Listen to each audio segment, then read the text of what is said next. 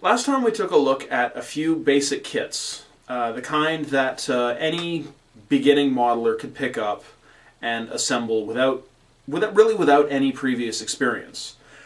But now that we've established a little bit of groundwork, I think it's time to take a look at a few of the tools that a beginning modeler will need when they get started in the hobby, as well as a few more that advanced modelers will typically like to keep handy.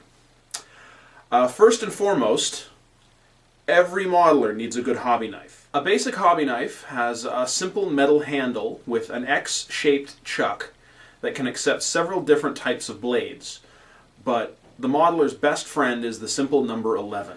Used for trimming off the remnants of parts trees, for carving down plastic when modifying parts, or any of 100 different uses, not the least of which being cutting yourself up. Always keep in mind these blades are incredibly sharp, and great care is always necessary to prevent injury to yourself or others. Honestly, I've got more scars than I can count from little slips of the wrist when working with a hobby knife. Other helpful blades that are handy are the chisel-tipped number 17, which is handy for removing raised detail from a flat surface, or the round-tipped number 10. The next most important tool on a modeler's bench is a good set of side cutters, used for trimming parts off of their parts trees. A proper set of modeling side cutters has a very sharp edge and a flat face, which is designed to reduce damage to the part when clipping it off. It's always wise, though, not to clip the part off flush, but always to leave a little stub, which can be cut off with a hobby knife. I'll get into why in a little more detail when we get to the build-up portion of this series in a few episodes. A pair of wire cutters will do the job, but tools specifically made for modelers are generally a better option, and with good care, a good set can last you several years. Entry-level kits are typically snap-fit, but a good tube or bottle of glue is probably the last indispensable tool that just about every modeler should keep handy. Even if the kit doesn't require it, it's always a good idea to keep some handy. Now there are tons of different kinds of glue, different brands, different types, that all serve their specific purposes, but we'll get into a little more detail about glue in the next episode. So now, any basic kit can be assembled with just these few tools, but every modeler's toolbox has a wide variety of additional odds and ends. Tweezers are helpful when attaching small parts, especially for people with big fat sausage fingers such as myself. A good set of multi-purpose tweezers is very helpful when using advanced detail sets like photo etch parts.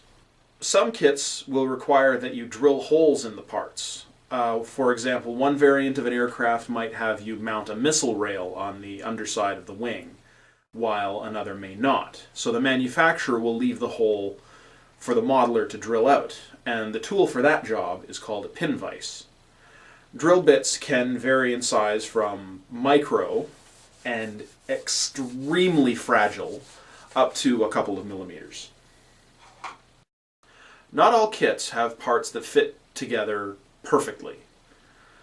Sometimes joints can be misaligned, sometimes older kits have parts that have warped due to age, or sometimes their molds were just not that well designed to begin with. And in these situations, putty is probably a modeler's best friend. Modeler's putty is usually used to fill small gaps between joined parts, and once cured, usually taking 24 hours or so, can be sanded smooth. Speaking of sanding, you can use just about any kind of sandpaper for the job, but wet-dry sandpaper is generally the recommended type. Moistening the sandpaper with a little bit of water is an effective way to keep the grit from getting clogged with dust, thereby making the paper last a little bit longer. Some modelers even like to work under the tap so they have a constant flow of fresh water rinsing away the dust. I, however, like to keep a bucket of clean water handy to rinse my sandpaper in. Another option is to use sanding sticks, which are kind of like emery boards, sandpaper applied to a rigid foam stick. They come in various grits, as well as a triple grit polishing stick, which is handy for shining up canopy glass or putting the finishing touches on a seam.